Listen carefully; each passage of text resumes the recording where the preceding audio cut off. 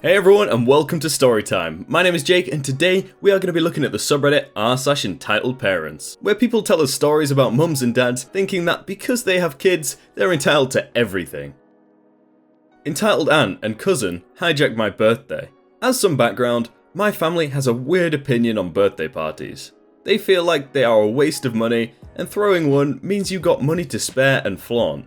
So, being that I grew up in a family that was all about appearances, when me and my siblings weren't, we went to a lot of birthday parties and never had ones of our own. Anyway, one year, I had been really sick leading up to my birthday, so I begged my parents for a birthday party so I could see all my friends that I hadn't been able to for the past few weeks. And, after days of begging, I was gonna get my Rugrats party. I have a cousin who is a complete spoiled brat, and the entitled one here, that's a few days older than me, and because of how our birthdays fell that year, she celebrated hers one weekend, and mine would be the next weekend. For her birthday, she had a laser tag party with some of her friends and a few of our cousins. There was no cake, just pizza, laser tag, and candy bags. It was a fun party. I don't remember anyone complaining. So cue my party. A couple of my friends are there, and pretty much my entire family. Entitled cousin and her mother, entitled aunt, show up pretty early, tell me happy birthday, and put their gift under the table. No more than 5 minutes later, I hear entitled cousin start to say how much she loves Rugrats, how beautiful the decorations are, and how this is a great looking party. She then turns to her mum and says, "Tell Tio thank you for throwing me a great birthday party."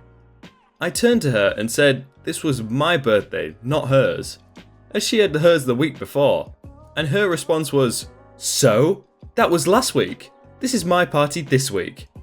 I again told her no, and even showed her the cake which said my name on it. She immediately started crying, and her and entitled aunt went over to my dad. Entitled aunt started calling my father inconsiderate that we wouldn't include entitled cousin in the birthday celebration, because we were only a few days apart, and it was like throwing a party for one twin and excluding the other. Me and entitled cousin weren't even close. I could never stand her. She went on to say how entitled cousin didn't get a cake for her birthday because they couldn't afford it. Which is BS, because cake is way less than laser tag. And not all of the family got to go because, once again, they were poor and couldn't pay for everyone. We were so much more well off to be able to afford all of this, and we should share the day with entitled cousin so that she can have a proper party with her family. My dad gave in and said she could be up there with me when we sing happy birthday. So we went about the party until it was time to sing, and stuff really hit the fan. They take the top off the cake, and entitled cousin and entitled aunt remember that my name is the one on the cake. Entitled aunt grabs a knife and literally scrapes my name off my cake. When they were singing, people said my name first, and entitled aunt stopped them and said the names should be in age order, meaning entitled cousin's name comes first, and had them redo the song. Entitled cousin got to cut the first slice of my cake, the age thing again. And then, when it came to opening presents, something I usually do after the party, entitled aunt insisted we do it now and give entitled cousin some of the gifts so she didn't feel left out. Most of the gifts were clothes, and me and entitled cousin weren't the same size, so she couldn't take those. But one gift, from my parents, was this turquoise and white Furby that I had been bugging them for since Christmas. I was so excited when I opened it up, but so was entitled cousin. She said the one she got for Christmas broke and was excited to get a new one and tried to take it from me. I held tight and said it was mine. Entitled aunt said I needed to share my gifts with entitled cousin because it was our birthday. I told her no.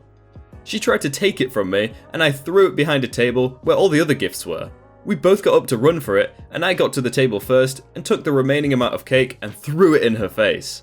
Entitled aunt went off, called me a spoiled brat who needed to learn some manners, and went to slap me, but one of my older brothers got in the way and grabbed her, telling her she needed to leave. After some arguing, she took entitled cousin, like 6 favour bags, and the gift she brought for me, and left. And while I've seen them at family gatherings over the years, that was the last time either of them actually talked to me. I didn't win that day, but never having to interact with them again was definitely a win. Crazy man on bus forces me to talk to his girlfriend on phone. Got revenge, kinda. Alrighty, So last year, during the summer, I had tennis practice every day, about a half an hour drive away from my house. It lasted 2 hours a day, and after a couple of days of my mum either dropping me off and only going home for about 45 minutes, or staying there the entire time in the beating sun, she decided I was old enough to take the bus there. I was 13 at the time, but having 3 brothers way older than me made me think I was pretty mature and could pretty much handle anything. So there was a bus stop that went pretty close to where we lived, and another on the other side of the park, from where my tennis practice was. Because the walk would have been too long, I brought my bike with me every time. Not really relevant. So anyway, this particular day was extremely hot. The bus came, I put my bike on the rack quickly, scanned my pass, and sat down. It was much more crowded than usual. I blamed the sun for that, so I couldn't get the seat I normally did in the very front. I liked that seat because it was close to the driver, so if anything sketchy happened, there was someone there. I sat down in the window seat and put my tennis stuff next to me on the aisle seat. I didn't want anyone sitting next to me, but if they ran out of places to sit, I would have moved it. After about 10 minutes sitting in peace, this really obnoxious guy comes in. He plops his butt down in the seats across from me. I can't remember if he was a land whale who had a Karen haircut, or not like every other post. Forgive me. I looked over and see him staring at his phone, very confused. He looks at me instantly, as if he was waiting for someone to notice him. "Hey, help me!" He said this in a really rude tone, but I could see that he really did need help, so I did. "Sure, what do you need?" "I don't know." Gets up from seat. "Which stop?" Puts my bag on the floor. "To get off." Sits down next to me. "To meet my girlfriend." I looked at him with this, "Really?" face expression, but he doesn't really do anything. "Do you know where your girlfriend is?" "She's at King Soopers with Entitled Kid." How do people like this have a baby? Which King Soopers? He doesn't respond, but instead presses a button on his phone and hands it to me. I see the name on it and put it against my ear. The name was like girlfriend or something. "Hello?" I was about to answer, but out of nowhere, the entitled dad snatched the phone and said hi, and all that good stuff. Then, he said he found someone to help him and gave me back the phone. I don't know why he even gave it to me in the beginning, but whatever. The only part of the conversation I remember is asking his girlfriend which King Soopers she was at. She didn't know. What she sees around her, she says Starbucks.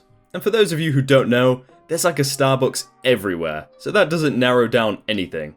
I finally get a piece of information out of her. There's a Michael's next to her. I hand the phone back to Entitled Dad and whip out my own phone while he goes back to his seat. I try to look up King Soopers next to Michael's, but it doesn't work. All this time, Entitled Dad is nagging me about not wanting to miss his stop and to go faster, only making it harder to find. This random guy says, "Can you shut up?" Random guy didn't help too much, but at least he got Entitled Dad to quiet down a little. I got the brilliant idea to look up the King Soopers near me, then tried to find the Michaels next to it on maps. It worked, and I found the store she was at. She's at this location. And? What stop do I have to get off at? I was sick of this, and just wanted to listen to music, so I pretended to look at my phone for a little bit, and said, "Next stop." Without even a thank you, he picked himself up and his stuff from the seat, waited by the door, and hopped off right when it opened. I looked over at the random guy and said, "The stop was actually 10 minutes ago." He chuckled along with a couple of other people that heard, and we went back to our nice, quiet ride. How I mess with entitled parents. This one's pretty short. I don't have a specific EP story that sticks out, but frequently have encounters with parents of young children who need to be brought down to earth. So, my daughter is tiny. She was born full term at 2.3 kilograms, 5 pounds, and is coming up on 2 years old. She's still in 00 clothes and can easily get away with looking like she's 10 months or younger, though behaves like a normal 2-year-old, including the tantrums unfortunately. So when I meet entitled parents, I ask them how old their kid is. "That's wonderful," I say. "Daughter is just coming up on 10 months. Then, she goes for a walk, uses a couple of sentences correctly, I ask her to identify all her body parts, does dance to the wiggles, usual 2-year-old things. It's such a satisfying feeling when I see the sheer horror in the entitled parents' eyes as their child sits there contemplating what a banana is. It would just be amazing the next time an entitled parent tries to flex their kid, he should just have his to read Shakespeare or something. Hey everyone, I hope you're all having a really good day and that you enjoyed that video. If you did, remember to leave a like on it and subscribe if you aren't already, so that you never miss out on another video. If you want to check out some other videos, then click on screen right now or check out the playlist down below. But thank you so much for watching and I will see you very soon.